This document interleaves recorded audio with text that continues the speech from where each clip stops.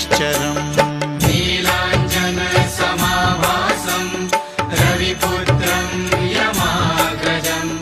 छायामार्तण्डसम्भुतं तं नमामि शनैश्चरम् नीलाञ्जनसमाभासं रविपुत्रं यमाग्रजं छायामार्तण्डसम्भूतं तं नमामि शनैश्चरम्